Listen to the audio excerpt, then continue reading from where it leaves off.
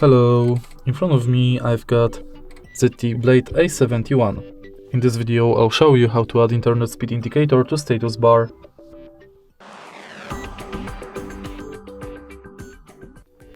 In the beginning, let's go to Play Store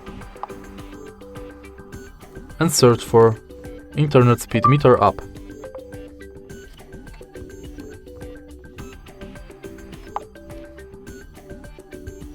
Install this app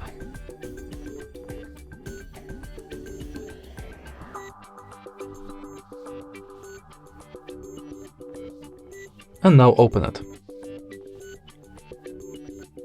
Now you can close the app because the internet speed indicator has been added to status bar. If you find this video helpful, please leave a like, comment and subscribe.